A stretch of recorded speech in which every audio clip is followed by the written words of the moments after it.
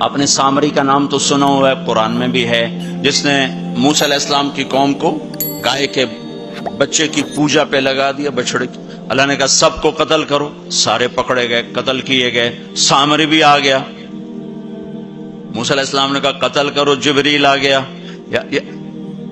موسیٰ، اللہ تعالیٰ کہہ رہے ہیں اسے قتل نہ کرو، یہ اپنی موت آپ مرے گا۔ تو موسیٰ علیہ السلام کہنے لگے جو سارے کفر کا سبب بنا، اسی کیوں چھوڑ رہے ہیں؟ تو اللہ تعالیٰ نے کہا سخی ہے، سخی کو قتل کرنا مجھے اچھا نہیں لگتا، چھوڑ دو، اپنی موت آپ مر جائے گا۔ کافر کو سخاوت قتل سے بچا گئی۔ جب ایمان والا کوئی مرد عورت سخی ہوگا تو اللہ کی بارگاہ میں کیسے اونچے مرتبے لے کر جائے۔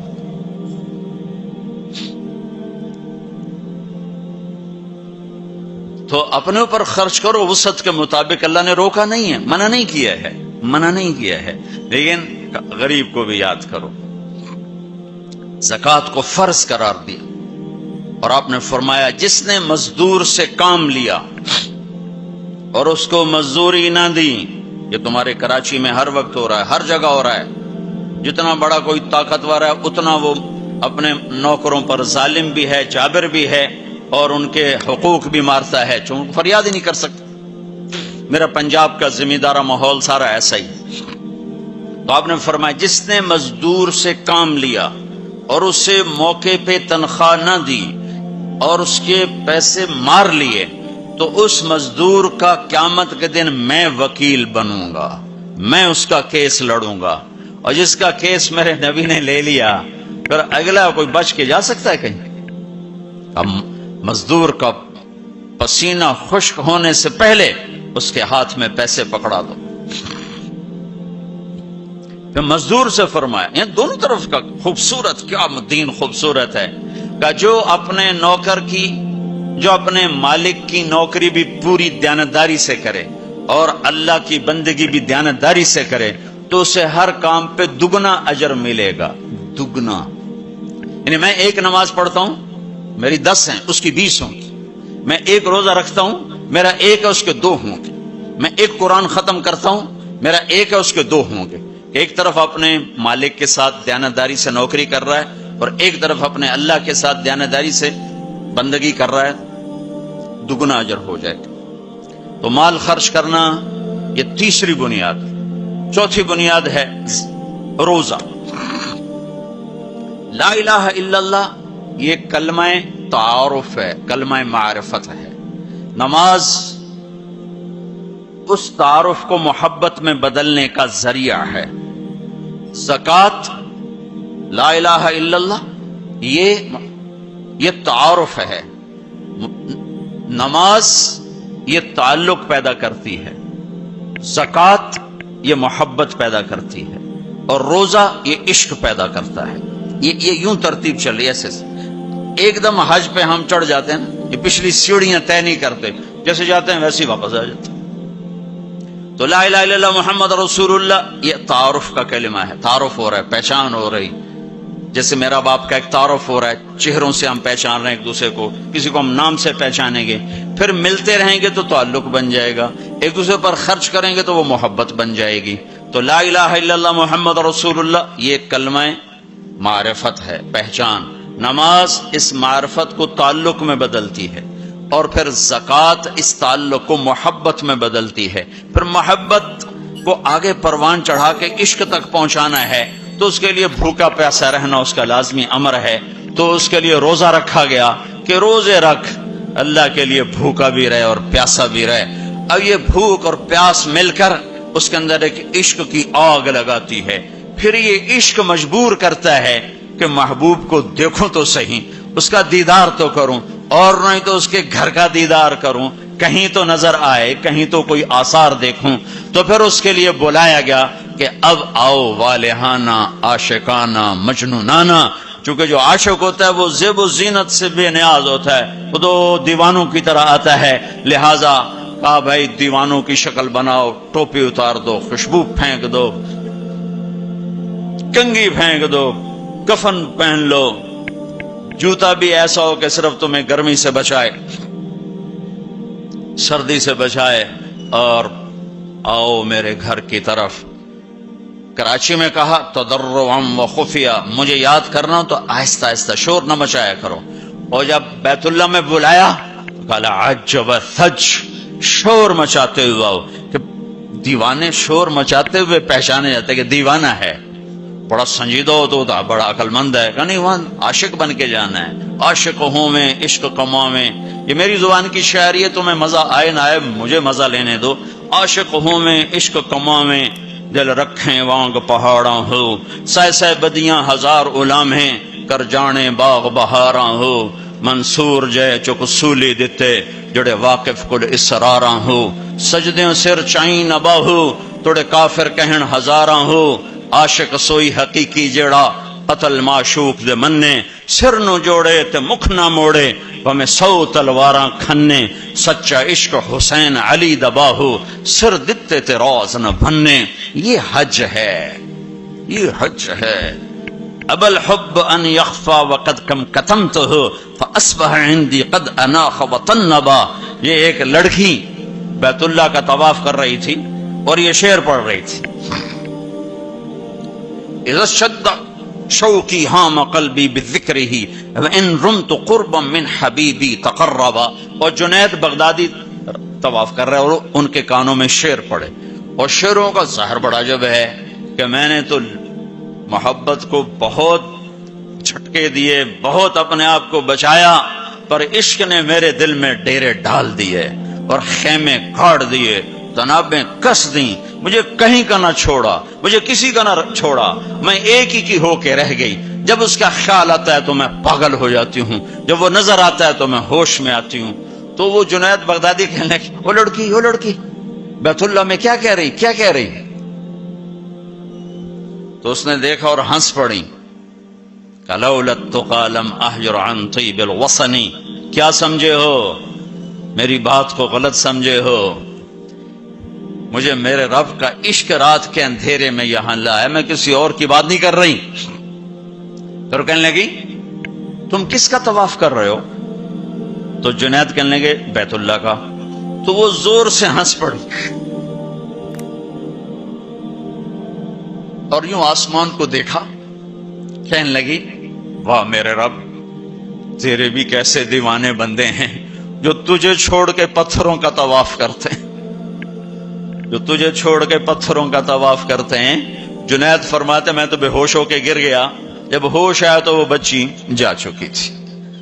تو لا الہ الا اللہ محمد رسول اللہ پہ محنت تعارف، نماز پہ محنت تعلق، مال کا خرچ کرنا محبت، روزے رکھنا عشق، اور حج پھر وصال ہے، ملاپ ہے، ملاقات ہے. دیکھو نا، کوئی عبادت کی شکل ہی نہیں ہے کہ ایک آدمی ننگے سر ہے، 2 چادریں پہنی ہوئی ہیں اور بیت اللہ میں چکر لگا رہا ہے. بھائی کیا کر رہے ہو؟ کہ اچھے کوٹھے تے چڑھ دیکھا، ابھا دیکھا لمحہ دیکھا، ڈٹھی دل کو دیواں ٹیکاں، سجن مل سم کے مر پوساں. یہ طواف ہے کہ میں تو کبھی دائیں دیکھتی ہوں، کبھی بائیں دیکھتی، کبھی آگے کبھی پیچھے، کہیں میرا محبوب نظر آئے، نہ نظر آئے تو میں مر جاؤں گی، جان کی بازی ہار بیٹھوں گی. میں محبوب کی تلاش، تیرے کوچے اس بہانے، مجھے دن سے رات کرنا، کبھی اس سے بات کرنا، کبھی اس سے بات کرنا. حج عشق ہے، وہ ہمیں حاصل نہیں ہوتا ہے، لہذا تھوڑی سی تکلیف آتی. عثمان جی پیسے اتنے لائے نہیں تھے، کی کیتا جے ساڑھے نہ، کیونکہ وہ تو کھانے پینے کا پروگرام ہے، کھابا پروگرام ہے. کیا بوفے مجھے یاد نہیں آ رہا تھا، بوفے ٹھنڈا ملا ہے. اس کے تو تصور میں ہی نہیں ہے کہ میں کسے ڈھونڈنے آیا ہوں.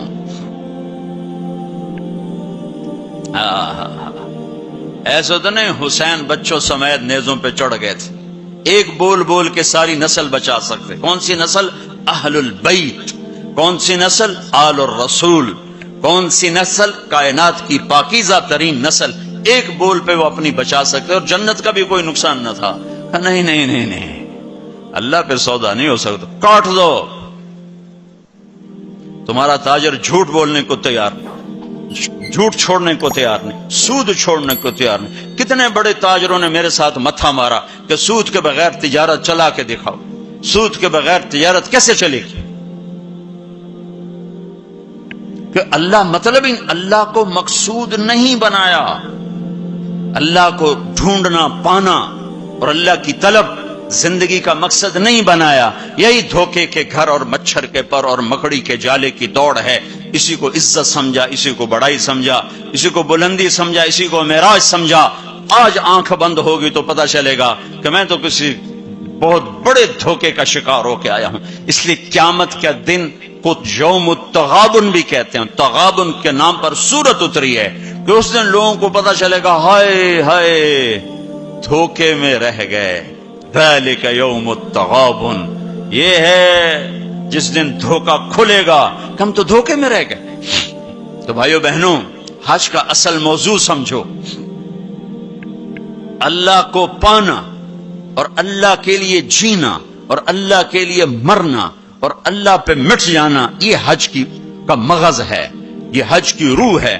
باقی اس کے اعمال ہیں، کچھ سفر کی ضرورتیں ہیں، کچھ وہاں رہنے کی ضرورتیں ہیں، کچھ حج کے جو شرعی اعمال ہیں کچھ ان کی ضرورتیں ہیں، لیکن جو حج کی روح ہے وہ ہے اللہ کو ڈھونڈنا، قبلہ بدلنا، قبلہ یہ دل اللہ کو دینا۔ ایک صحابہ نے پوچھا یا رسول اللہ مل اسلام، یا رسول اللہ اسلام کیا ہے؟ آپ نے کہا ان تسلم قلبک للہ، دل اللہ کو دے دے، یہ اسلام ہے۔ دل اللہ کو دے دے، یہ اسلام ہے۔ تو بھائیو بہنوں، طے کر کے جاؤ کہ زندگی کو بدل کے واپس آنا۔ اتنے سال اپنی مرضی کے گزار لیے، تو اب اللہ سے مل کے آ رہے ہیں، تو اب باقی زندگی اس کی مرضی پہ گزار دیں۔ اتنا زمانہ اپنی مرضی پہ گزارا ہے، تو اب باقی جو وقت حج کے بعد گزرے گا وہ اللہ کی مرضی پہ گزاریں کہ جو اللہ کہے گا وہ کریں گے، جس سے روکے گا اس سے روکیں گے، جو وہ فرمائے گا اس پر لبیک کہیں گے، جس سے ہٹائے گا اس سے پیچھے ہٹتے چلے جائیں گے۔ تو ہمیں اس کی روح حاصل ہو گئی۔ یہ عبادات ہیں، اور عبادات میں یہ سب سے عالی شان اللہ نے عبادت بنائی ہے الحج۔ اور ایک اور میں نے غور کیا، اللہ تعالیٰ نے نماز فرض کی تو فرمایا کہ ان الصلاۃ علی المؤمنین کتابا موقوتا، نماز ایمان والوں پر فرض ہے، اس میں اللہ کا نام کوئی نہیں ہے۔ کتب علیکم الصیام کما کتب علی الذین من قبلکم، تم پہ روزے فرض ہیں، اللہ کا نام اس میں کوئی نہیں ہے۔ من شہد منکم الشہر فلیصم، رمضان کا چاند دیکھو تو روزہ رکھو، اس میں اللہ کا نام کوئی نہیں ہے۔ لیکن جب اللہ نے حج کو فرض کیا تو اب میں وہ آیات دوبارہ پڑھ، ان الصلاۃ کانت علی المؤمنین کتابا موقوتا، نماز فرض۔ کتب علیکم الصیام کما کتب علی الذین من قبلکم، روزہ فرض۔ اقیموا الصلاۃ وآتوا الزکاۃ وانفقوا، زکوٰۃ فرض۔ جب اللہ تعالیٰ حج فرض فرمانے لگے تو اس کو یوں پیش کرتے، کتب علیکم الحج، تم پہ حج فرض ہو گیا، یہ نہیں۔ وللہ علی الناس حج البیت من استطاع الیہ سبیلا ومن کفر فإن اللہ غنی عن العالمین۔ جس طرح اللہ نے حج کو پیش کیا ہے، کسی عمل کو ایسے پیش نہیں کیا۔ جس طرح اللہ پاک نے حج کو فرض بنا کے پیش کیا ہے، کسی فرض کو ایسے پیش نہیں کیا کہ نام ہی اپنا ہے، وللہ وللہ وللہ۔ اور یہ جو لام ہے، پہلے لام پھر اللہ، تو بن گیا للہ۔ تو لام کے یہاں دو مطلب ہیں، للہ، بھائی حج کیوں کر رہے ہو؟ اللہ کے لیے کر رہا ہوں، اور کوئی حاجی تو نہیں کروانا، اللہ کے لیے کر رہا ہوں۔ وللہ، بھائی کدھر جا رہے ہو؟ احرام باندھا ہوا ہے، پتہ ہے حج پہ جا رہے ہیں، وہ بھی کہے گا حج پہ جا رہا ہوں، یہ کہے گا عمرے پہ جا رہا ہوں، لیکن اللہ نے تاثر کیا دیا ہے لام کے ذریعے سے، وللہ۔ کہاں جا رہے ہو؟ کہا جی میں اللہ کی ملاقات پہ جا رہا، اللہ نے بلایا ہے تو میں ملاقات کے لیے جا رہا ہوں. وللہ، اتنی خوبصورت ابتدا ہے. اور پھر آگے حج فرض کرنا ہے ایمان والوں پر، اور ایمان والوں میں مالداروں پر، اور مالداروں میں صحت مند پر. 3 شرطیں ہیں، ایمان بھی شرط ہے، مال بھی شرط ہے، صحت بھی شرط ہے. مال والا ہے، صحت کوئی نہیں، حج ساقط. ایمان والا ہے، مال کوئی نہیں، حج معاف. تو یہ 3، ایمان بھی ہو، مال بھی ہو، صحت بھی ہو. لیکن اللہ نے پیش کیسے کیا ہے؟ وَلِلَّهِ عَلَى النَّاسِ. عَلَى النَّاسِ میں کافر، مسلم، مشرک، مومن، سب، مالدار، غریب، فقیر، امیر، سب، بیمار، صحت مند، سارے، معذور، دوسرے، سارے. عَلَى النَّاسِ، عَلَى النَّاسِ. ہے کوئی میرے بندوں میں جو اپنے رب سے ملاقات چاہتا ہو؟ ہے کوئی جو اللہ کی ملاقات چاہتا ہو؟ انداز یہ ہے. اور آگے چونکہ صرف مالداروں کو اور صحت مند کو لینا ہے تو کہا حج البیت من استطاع الیہ السبیلا. اس کو آخر میں لائے، پہلے نہیں لائے، آخر میں لائے کہ ہاں بھائی تمہارے رب کی تمنا تو یہ ہے کہ سارے ہی آ جاؤ میری ملاقات کی. ایک واحد بادشاہ ہے جو فقیروں کا ہجوم دیکھ کے خوش ہوتا، جو سوالیوں کا ہجوم دیکھ کے خوش ہوتا ہے. باقی جتنے ہیں وہ سوالیوں کو دیکھ کے ڈانٹتے بھی ہیں، بھاگتے بھی ہیں، دروازے بھی بند کرتے. ایک اللہ ہے، عجب صفت ہے، مانگو تو خوش ہوتا ہے، نہ مانگو تو ناراض ہو جاتا ہے. مانگتے کیوں نہیں؟ سب سے آخری جنتی کو اللہ تعالیٰ بڑے مزے سے نکالے گا جنت. اسے ایک اعلیٰ درجہ دینا ہے جو اس کا سٹیٹس ہے، اس سب سے آخری جنت. تو اس کو اللہ تعالیٰ جہنم پر لائے گا، پیچھے کمر جلے گی، آگے جسم محفوظ. تو اس کے دل میں اللہ سوال پیدا کرے گا، یا اللہ کہ مجھے جہنم سے تھوڑا باہر نکال دے، تیری بڑی مہربانی. تو اللہ کہے گا اور کچھ پھر مانگو گے؟ کہنے بالکل نہیں مانگتا ہوں. تو اللہ اس کو جہنم سے باہر نکال دے. تو آگے تھوڑی سی جنت دکھا دے گا. اب آدمی کی حرص و ہوس تو ختم ہو نہیں سکتی. تھوڑی دیر بعد کہے گا یا اللہ وہ چھوٹی سی جنت مجھے دے دے، تیری بڑی مہربانی. تو اللہ کہے گا پھر اور تو نہیں مانگے گا؟ کہنے بالکل تیری عزت کی قسم نہیں مانگتا ہوں. تو اللہ وہاں پہنچا دے گا. تھوڑی دیر کے بعد ایک اور اس کو درجہ دکھا دے گا. جب ادھر دیکھے گا پہلے آدمی پیدل اور کہتے اللہ سائیکل ہی دے دے. جب سائیکل آ جاتا ہے پھر کہتا ہے اللہ موٹر سائیکل دے دے. جب موٹر سائیکل آ جاتا ہے پھر کہتا ہے اللہ گڈی دے دے چاہے سزوکی کیوں نہ ہوئے. جب سزوکی آ جاتی پھر اللہ ٹوٹا ہی دے دے. تو آدمی کا حرص آگے آگے جاتا ہے. تو تھوڑی دیر تک تو دیکھتا رہے گا، پھر چپ، پھر کہے گا جی اللہ یہ مجھے درجہ دے دے، تیری بڑی مہربانی. تو اللہ فرمائیں گے پھر آگے تو نہیں مانگو گے؟ نہیں تیری عزت کی قسم آگے نہیں مانگتے. تو اللہ وہاں پہنچا دے گا. پھر اس کا اصلی مقام اس کو ظاہر کرے گا جہاں اس نے جانا ہے. وہ آخری جنتی، میرے نبی نے فرمایا میں آنکھوں سے دیکھ رہا ہوں جہنم سے نکل رہا ہے اور جنت میں جا رہا ہے. اس کا نام ہوگا جوہینہ. میرے نبی نے بتایا اس کا قبیلہ ہوگا جوہینہ، عرب قبیلہ ہے، عرب. اور جب وہ اس کو وہ آخری جنتی اس کو اس دنیا سے 10 گنا بڑی جنت اللہ عطا فرمائے گا، اس زمین سے 10 گنا بڑی. تو اللہ یوں دکھائے گا. تو اب وہ اس کو دیکھے گا تو اب جو نظر آ رہا ہے وہ حقیر ہو جائے گا. تو پھر اس کو سوچ آئے گی جو ہن منگے آتا کہ نہیں ریورس گیئر نہ لگ جائے، دوبارہ پیچھے دوزخ کی واپسی نہ ہو جائے.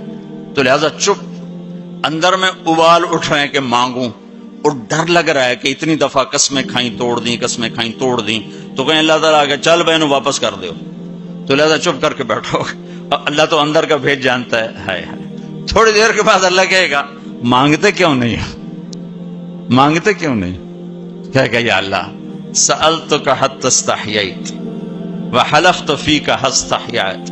یا اللہ میں نے اتنا مانگا کہ اب مانگتے شرم آتی ہے، اور اتنی دفعہ قسمیں توڑی ہیں کہ اب قسم توڑتے ہوئے شرم آتی ہے. تو اللہ تعالیٰ فرمائیں گے واہ واہ تو نے مجھے لگتا ہے سمجھائی نہیں. اچھا اگر میں تمہیں دنیا سے 10 گنا بڑی جنت دے دوں تو راضی ہے؟ تو کہے گا یا اللہ رب ہو کے مذاق تو نہ کر میرے ساتھ. تو اللہ تعالیٰ فرمائے کہ مذاق نہیں کر رہا ہوں، چل تیرے لیے دروازے کھل گئے ہیں۔ تو اللہ واحد شہنشاہ ہے، مانگو تو خوش ہوتا، نہ مانگو تو ناراض ہوتا، اور جتنا مانگو اتنا خوش ہوتا۔ بعض لوگ اشکال کرتے ہیں کہ یہ اتنے نیک آدمی ہیں، یہ دعائیں مانگ مانگ کے تھک گئے، ان کی قبول ہی نہیں ہو رہی، اور یہ فلاں آدمی ایسا ہے کہ وہ ایک کام سیدھا نہیں، دعا کرتا ہے قبول ہو جاتی۔ تو میرے نبی نے فرمایا کہ ایک اللہ کے تعلق والا بندہ یا بندی اپنی ضرورت میں اٹکا ہوا ہے اور اللہ سے مانگ رہا ہے اور رو رہا ہے، اوپر سے دروازہ نہیں کھل رہا ہے، کہتا پتہ نہیں کیا ناراضگی ہو گئی ہے، حتیٰ کہ فرشتے سفارش کرتے ہیں کہ یا اللہ یہ اتنے دیر سے بیچاری رو رہی ہے، یہ اتنے دیر سے رو رہا ہے، یا اللہ اس کا کام کر دے۔ تو اللہ تعالیٰ فرماتے احب ان اسمع حنینہ، مجھے اس کا رونا بڑا پیارا لگ رہا ہے، میں چاہتا ہوں کچھ اور رو لے، دے دیا تو پھر کیا رونا، لہذا میں چاہتا ہوں تھوڑا یہ رو لے، اس لیے لیٹ ہو رہا ہے، اس لیے لیٹ نہیں ہو رہا کہ میں ناراض ہوں۔ تو اللہ تعالیٰ کے مختلف اپنے بندوں کے ساتھ معاملات ہیں۔ تو حج میرے بھائیو بہنوں، وَلِلَّهِ عَلَى النَّاسِ حِجُّ الْبَيْتِ مَنِ اسْتَطَاعَ إِلَيْهِ سَبِيلًا، آؤ بھائی آؤ، اپنے رب کی ملاقات کے لیے آؤ، سارے آؤ، ایمان لے کر آؤ، کافر کلمہ پڑھ لو اور کلمے والے تیاری کر لو، پھر آگے نرمی کر دی، اچھا بھائی جو آ سکتا ہے وہ تو ضرور آئے۔ اس پیشکش میں اتنی محبت تھی کہ سننے والے کو یہ شک پڑ سکتا تھا کہ لگتا ہے اللہ کو ہمارے حج کی ضرورت پڑ گئی ہے، تو پھر ومن کفر، نہیں آؤ گے نا، یہاں کفر سے مراد کافر ہونا نہیں، ومن کفر، جو حج پہ نہیں آتا فإن اللہ لغنی عن العالمین، تو مجھے صرف تمہاری نہیں، مجھے تو کل کائنات کی پرواہ کوئی نہیں، تم نہیں آؤ گے تو کیا ہو جائے گا۔ تو آخر میں اپنی ذات کو صاف کیا ہے اور شروع میں اپنی محبت کا اظہار کیا ہے۔ تو بھائی بہنوں یہ نیت کر کے جاؤ کہ واپس والی زندگی وہ نہیں ہوگی جو پہلے تھی، وہ نہیں ہوگی جو پہلے تھی۔ تو اللہ کی ملاقات اس طرح ہو کہ ماضی اور حال اور ہو جائیں اور مستقبل اور ہو جائے، تو گویا ہم اللہ کی بارگاہ میں اپنی مہر لگوا کے آ گئے۔ یہ اسلام کا عبادت کا پہلو ہے۔ یہ عبادت کا پہلو اس وقت مکمل ہوگا جب اس کے ساتھ اخلاق کا پہلو جڑے گا، وہ ہے لوگوں کے حقوق ادا کر۔ سب سے انشاءاللہ میں اللہ کے نبی کا خطبہ پڑھ کے سناؤں گا عرفات میں۔ 3 دن آپ نے تقریر فرمائی، تینوں دن ایک ہی جگہ سے بیان شروع کیا، لوگوں تمہاری عزتیں، تمہارے جان، تمہارے مال ایک دوسرے کے لیے حرام ہو گئے، کسی کی عزت پہ، کسی کے مال پہ، کسی کی جان پہ ہاتھ نہ ڈالنا۔ اور آخری جملہ ہے لا ترجعوا بعدی کفارا یضرب بعضکم رقاب بعض، دیکھو میرے بعد کافر نہ ہو جانا کہ ایک دوسرے کے گلے کاٹتے پھر رہے ہو، ایک دوسرے کے گلے کاٹتے پھرنا گویا میرے نبی کی نظر میں کافر ہو جانا ہے۔ یہ آخری جملہ تھا۔ اور پھر ایک اور آخر لا تسودوا وجہی یوم القیامہ، دیکھو مجھے قیامت کا دن تمہاری وجہ سے شرمندہ نہ ہونا پڑے، مجھے شرمندہ ہونے سے بچانا۔ یہ آپ کے خطبات کے آخری الفاظ ہیں۔ تو ایک تو اس کی تفصیل حج کیسے کر رہا ہوں، وہ کتابیں موجود ہیں، سارے کو چھوٹے چھوٹے پمفلٹ موجود ہیں، آپ آسانی سے اس کو فالو کر سکتے ہیں۔ اور اگر اس میں کوئی اونچ نیچ ہو جاتی ہے تو مینا بکروں سے بھرا پڑا، 1 بکرا دے دو، 2 دے دو، 4 دے دو، 5 دے دو، جتنے مرضی دے دو، وہ ہو جائے گا۔ تو جب تم اتنے پیسے خرچ کر کے جا رہے ہو تو میرے نبی سے پوچھا گیا یا رسول اللہ سب سے بہترین حج کیا ہے؟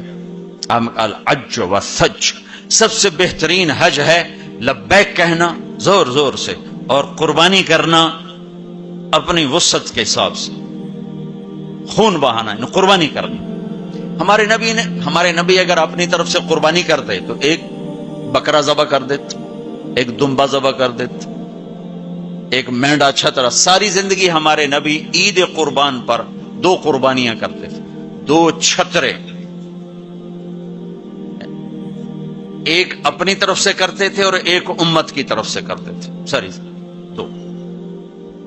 لیکن جب آپ نے حج کیا تو آپ نے کتنی قربانیاں فرمائیں؟ آپ کی عمر مبارک 63 سال تھی، تو آپ اور حضرت علی کے اونٹ مشترکہ مل کر 100 تھے، 100۔ تو وہ 100 اونٹ میں سے آپ نے 63 اونٹ الگ کروا لیا، ہر سال کا ایک اونٹ، اور ایک اونٹ میں 7 قربانیاں ہوتی ہیں، ایک میں 7 ہوتی ہیں۔ پھر ان میں سے 5 کو الگ کیا، 5 میں سے ایک کو سامنے لایا گیا اور اس کو کھڑا کر کے آپ نے ذبح کیا، کھڑا کر اس کے یہاں یوں برچھا مارا یوں۔ تو یہاں تو جانور ہو، بکرا ہو، اونٹ ہو، جب اس کو برچھا لگتا ہے تو وہ شور مچاتا ہے، کرتا ہے، لیکن جب وہ اس اونٹ کو لگا نبی کے ہاتھ سے برچھا تو اس کی خوشی سے ہائے نکلی، اور پیچھے جو اونٹ کھڑے تھے ان میں جنگ شروع ہو گئی۔ ہر اونٹ رسی توڑ کے آگے بڑھ کے ذبح ہونے کی کوشش کر رہا تھا کہ کہیں میں پیچھے نہ رہ جاؤں، میں پہلے ذبح ہو جاؤں، میں پہلے ذبح۔ نہ شود نصیب دشمن کہ شود ہلاک تیغت، سر دوستاں سلامت کے تو خنجر آزمائی، ہم آہوں آنے سہرا سر خود نہاد برکف با امید آن کے روزے بشکار خواہی آمد، کہ آج سارے جنگل کے ہرنوں کو انتظار ہے کہ آج ہمارا محبوب شکار کرنے آ رہا ہے، تو ہر ہرن گردن جھکا کے کھڑا ہے کہ میں ذبح ہو جاؤں، میں ذبح ہو جاؤں، میں ذبح ہو جاؤں۔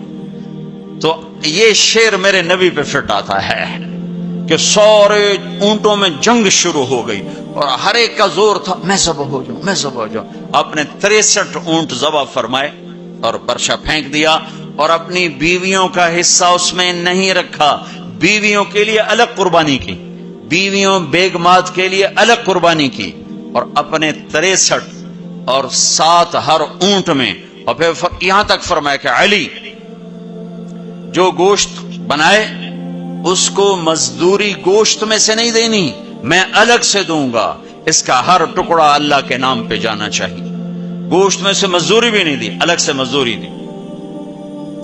اور پھر فرمایا کہ آؤ بھائی جو لے جانا چاہتا ہے لے جائے۔ پھر فرمایا حضرت علی سے کہا ایک ایک بوٹی سارے اونٹوں سے لے لو اور ایک دیگ چڑھا دو، تو وہ ایک ایک بوٹی سارے اونٹوں سے لے کر دیگ چڑھائی۔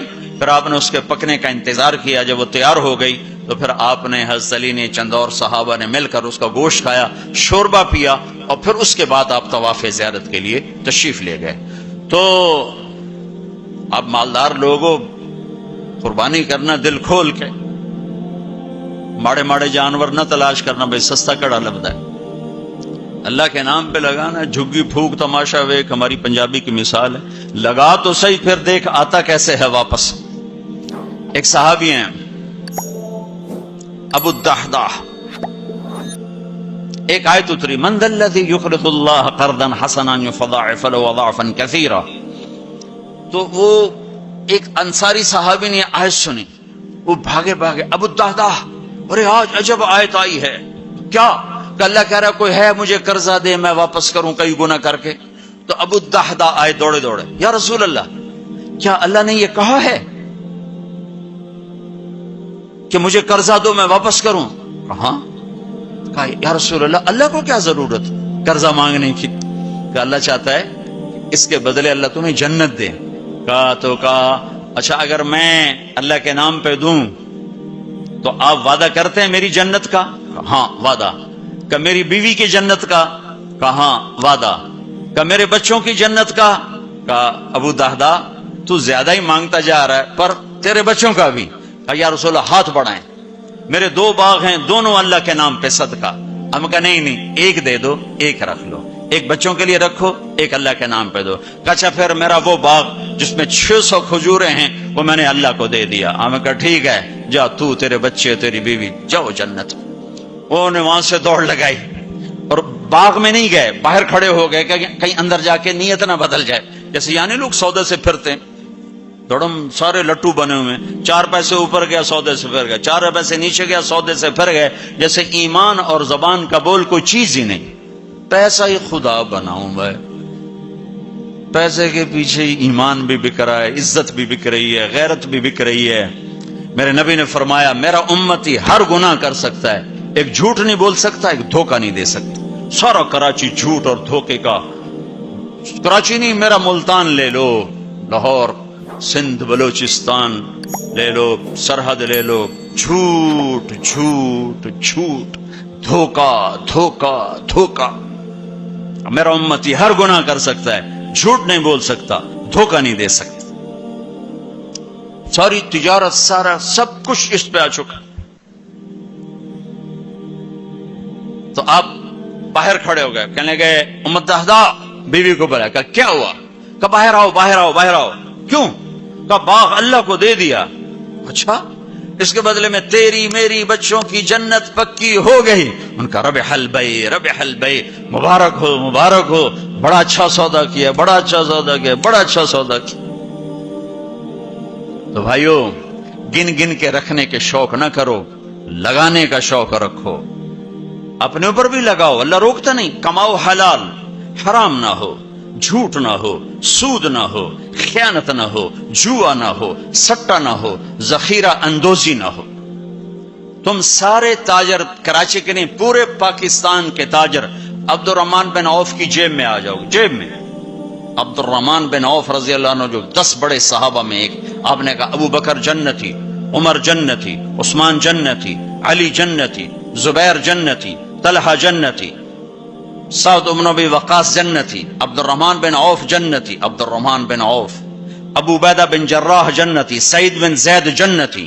یہ 10 ٹاپ 10 صحابہ ہیں، ان میں ایک عبد الرحمن ہے۔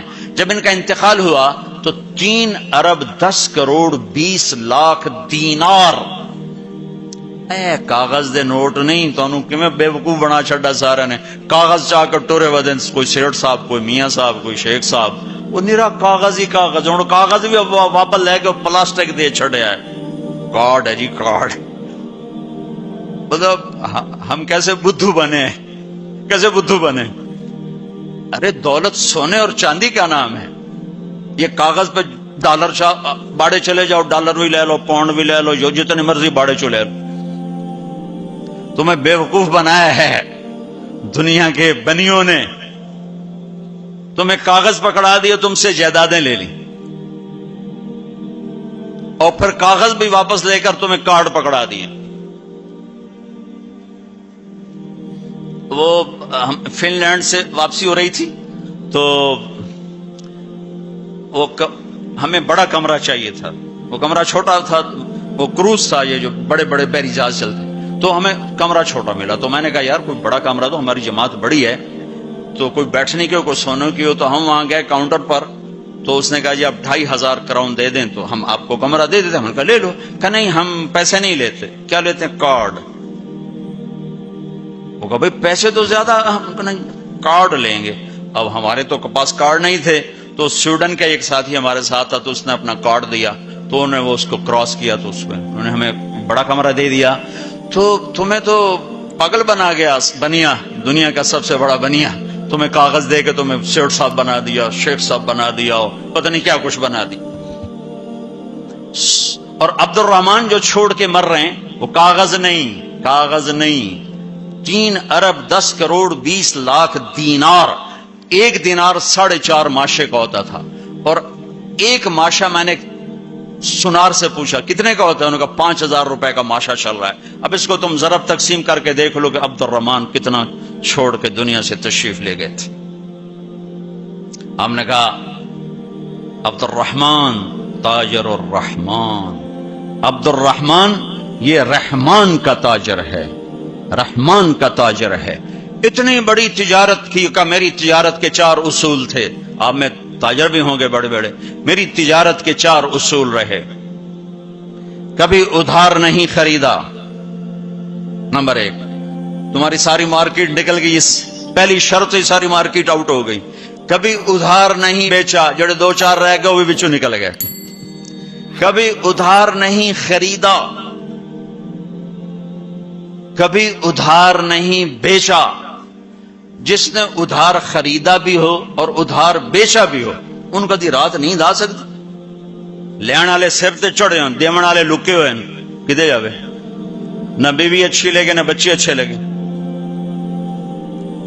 تو جس نے نقد خریدا نقد بیچا ہو تو آرام نال ستا بوجھے پیسے بوجھے چین، کسے کو نہ لونا نہ دیونا۔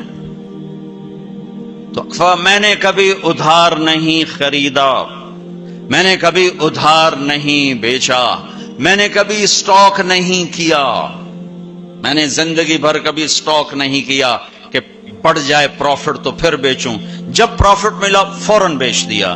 میں نے کبھی سودے کا عیب نہیں چھپایا، میں نے کبھی سودے کا عیب نہیں چھپایا۔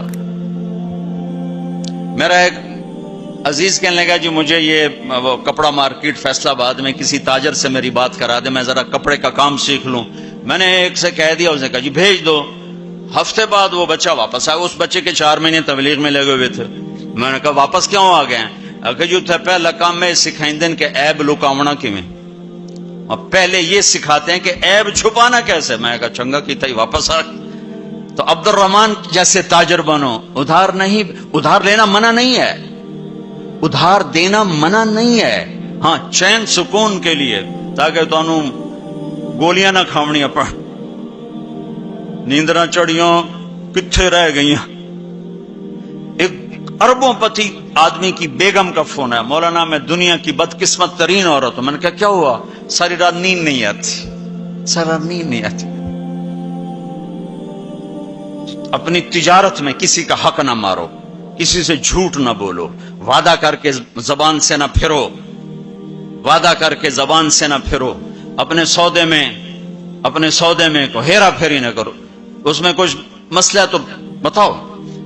یہ ایک تاجر میرا یہ بیان سن رہا تھا، یہ گاڑیوں کا، پشاور کا تھا بیان، کہیں اور ہو رہا تھا۔ ہماری جماعت گئی پشاور، تو اس کا سب سے بڑا شو روم ہے پشاور میں، تو مجھے لے گیا، تو ایک گاڑی کھڑی تھی ٹویوٹا، کہنے لگا مولانا یہ گاڑی آپ کی وجہ سے 1 سال ہوا ہے نہیں بکی، میری وجہ سے، میں تو آج پہلی بار آیا کہ آپ کا بیان سنا تھا کہ سودے کا عیب بتاؤ، تو یہ گاڑی اتارتے ہوئے، نئی گاڑیاں بیچتا ہے، پرانی نئی گاڑی کا، بعضی گاڑیاں جب اتار رہے ہوتے ہیں تو کہیں نہ کہیں سے لگ جاتی ہیں، پھر ہم اس کو پینٹ پونٹ کر کے کہتے ہیں بالکل فریش ہے، تو یہ گاڑی لگ گئی تھی، تو اب جو آتا ہے میں اس کو بتاتا ہوں یہاں سے لگی تھی، ہم نے پینٹ کیا، کہتے چھوڑو سن ہور دیو، کہ 1 سال ہو گیا۔ میں کہا چل میں خریدار ہوں، مجھے دے، کہا نہیں تیرے سے میں نہیں ڈالتا۔ تو ہماری جماعت وہیں تھی، 1 ہفتہ نہیں گزرا تھا کہ اس کا فون آیا کہ وہ میری گاڑی بک گئی۔ اتنا ہی اللہ دیکھتا ہے، تھوڑا سا دیکھتا ہے، بھائی کچا ہے کہ پکا ہے۔ تو صرف حج کر کے گناہ نہ بخشواؤ، سچی تجارت کر کے گناہ بخشواؤ۔ میرے نبی کا فرمان ہے، جو صبح سے شام تک بچوں کو حلال کمانے کے لیے تھکتا ہے اور تھک کے شام کو گھر جاتا ہے، اس کے اس دن کے سارے گناہ معاف ہو جاتے۔ تو بھائیو بہنوں، دین کا دوسرا حصہ ہے اللہ کے بندوں کے ساتھ حسن سلوک، ماں باپ کے ساتھ، بیوی کا خامند کے ساتھ، خامند کا بیوی کے ساتھ۔ اس زبان نے وہ آگ لگائی ہے کہ پوری دنیا میں جو آگ زبان نے لگائی ہے اتنی پیٹرول اور گیس سے بھی آگ نہیں لگتی۔ تو میں آپ سب سے اخلاق کے معاملے میں ایک بات، اس زبان کی حفاظت کرو، اس سے جھوٹ نکال دو، غیبت نکال دو، گالی نکال دو، دل آزاری نکال دو، دل شکنی نکال دو، جو کر جائیں سہ جاؤ، چپ کر جاؤ، پی جاؤ۔ میرے رب کی قسم، بڑے بڑے ولی ابدال تمہاری گرد کو نہیں پکڑ سکی، جس نے زبان کی حفاظت کی اسے کوئی پکڑ نہیں سکتا، وہ اتنی تیز رفتاری سے نکلے گا۔ تو یہ پوری زندگی میں نے بیان کی ہے مختصر وقت میں، صرف حج نہیں میرے سامنے موضوع، یہ ساری چیزیں ہماری زندگی کے ضروری فیکٹر ہیں۔ اور آخری جو میں اخلاق بتا رہا ہوں، حقوق العباد بتا رہا ہوں، یہ بڑا خوفناک چیپٹر ہے۔ اللہ سے معاملہ کچھ گنجائش ہے چونکہ اللہ سخی ہے، لیکن لوگوں سے معاملہ پڑا تو کم بڑا کھو ہو جائے گا، اس لیے اللہ تعالیٰ فرمائے گا یہ معاف کرے تو میں کر دیتا ہوں، یہ نہ کرے تو میں نہیں کرتا، تو پھر کیا کریں؟ آپ نے فرمایا میری امت کا سب سے غریب آدمی کون ہے؟ کہا جی جس کے پاس پیسے نہ ہو۔ کا نہیں، میری امت کا غریب وہ ہے جو قیامت کے دن بڑے بڑے عمل لے کر آئے گا، حج، نماز، روزہ، زکوٰۃ، جہاد، تبلیغ، ذکر، تلاوت، پتہ نہیں کیا کچھ، لیکن حقوق العباد برباد کیے ہوں گے۔ کسی کو گالی دی، کسی کو تھپڑ مارا، کسی کی زمین دبائی، کسی کا گھر دبایا، کسی کے خلاف جھوٹا کیس کیا، جھوٹی گواہی دی، نوکر کو مارا، نوکرانی کو مارا، وہ سارے آ جائیں گے، یا اللہ ہمارا حق ہے کہ اتنی نمازیں دے دو، اتنے روزے دے دو، اتنے عمرے دے دو، اتنے حج دے دو، اتنا ذکر دے دو، اتنی تلاوت دے دو۔ وہ مائنس ہوتے ہوتے ہوتے ہوتے ہوتے وہ زیرو ہو جائے گا. ابھی حقدار باقی ہوں گے تو پھر اللہ تعالیٰ فرمائے گا ان کے گناہ اس کے سر پہ ڈالو. ساری زندگی زنا نہیں کیا اور لوگوں کے زنا سر پہ پڑ رہے. ساری زندگی شراب نہیں پی، لوگوں کی شراب سر پہ پڑ رہے. ساری زندگی جوا نہیں کھیلا، لوگوں کے جوئے سر پہ پڑ رہے. اور آپ نے فرمایا کہ ساری زندگی کی عبادتیں کھو کر اور لوگوں کے گناہ سر پہ لے کر یہ جہنم میں جا کے گرے گا. یہ میری امت کا غریب ہے. تو اپنے اخلاق بھی بھائیو بہنوں ٹھیک کرو، اور یہ ایک زبان ٹھیک کر لو تو سارے اخلاق ٹھیک ہو جائیں. میرے نبی نے فرمایا معاذ تمہیں سارے دین کا خلاصہ بتاؤں؟ کہا جی کیا؟ مجھے دیکھنا، پچھلے بھی ذرا نظر اٹھا کے مجھے دیکھنا. معاذ تمہیں سارے دین کا خلاصہ بتاؤں؟ انہوں نے کہا جی کیا؟ تو آپ نے کہا یہ ہے. تم بھی دیکھ لو بھائی،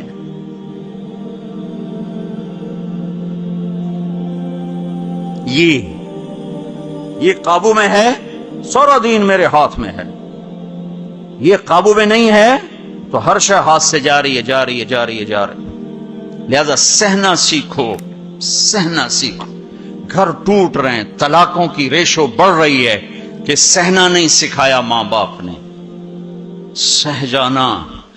ہیرا کوئلہ ہی تو ہوتا ہے، وہ ہیرا کیسے بن جاتا ہے؟ وہ سہتے سہتے سہتے سہتے جب حد کر دیتا ہے تو اللہ اسے ہیرا بنا کے ماتھے کا زیور بنا دیتا. تو سہنا سیکھو، برداشت کرنا سیکھو. اپنے بچوں کو سکھاؤ، خاص طور پر بیٹیوں کو سکھاؤ کہ ہمارا سسرال 100% ظالم معاشرہ ہے. میں بڑے درد سے یہ بات کہہ رہا ہوں کہ چاہے وہ دیندار لوگ ہیں چاہے دنیا دار لوگ ہیں، سسرال کا ظلم ایک عجب داستان. لوگ بھتہ خوری کو، ہاں بھتہ خوری ظلم ہے اور ڈاکہ ظلم ہے، قتل ظلم ہے، یہ جو ظاہری ظلم نظر آتے ہیں. ایک ظلم وہ ہے جو میں سنتا ہوں، جب کوئی آدمی دین میں شہرت کر لیتا تو پھر لوگوں اپنے مسائل، حضرت یہ ہو گیا کوئی بتا دیں، حضرت یہ ہو گیا کوئی بتا دیں. تو بچیوں کے آنسو اور ان کی ہچکیاں سن سن میرا تو کلیجہ ہی جل کے رہ گیا کہ جو سسرال میں ظلم ہو رہا ہے اسے کہاں سے تولو گے؟ ایک عورت جب ماں ہوتی ہے تو ایک سراپا رحمت ہوتی ہے.